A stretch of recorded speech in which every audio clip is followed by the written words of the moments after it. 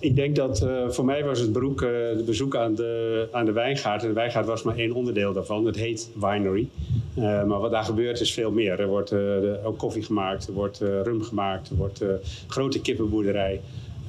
En wat men eigenlijk aan het doen is, ook voor eieren en slagkippen uiteindelijk natuurlijk, is dat heel belangrijk is in het kader van de voedselzekerheid.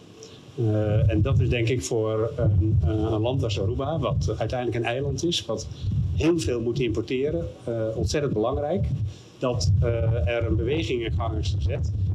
Ook nu in dit geval door een ondernemer die eigenlijk bijdraagt aan de voedselzekerheid, doordat er op Aruba zelf weer zeg maar aan voedsel wordt gewerkt dat niet geïmporteerd hoeft te worden. Dat is denk ik voor de inwoners van belang, maar uiteindelijk ook voor het toerisme. En ik denk dat het ook bijdraagt aan de discussie die natuurlijk ook in Aruba gaande is over tot hoe ver kan het toerisme gaan.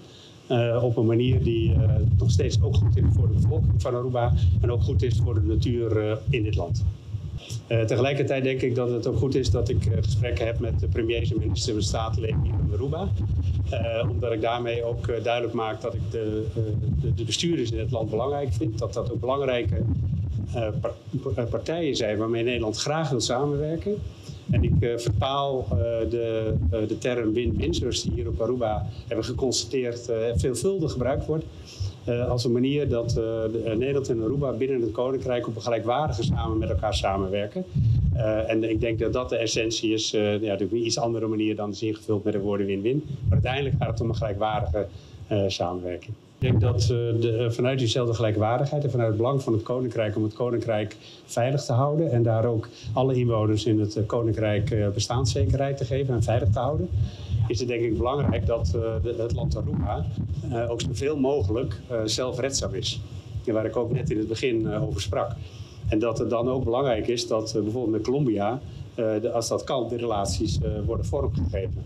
Venezuela is natuurlijk veel ingewikkelder, want Venezuela is in een andere positie, hebben de grenzen dicht gedaan.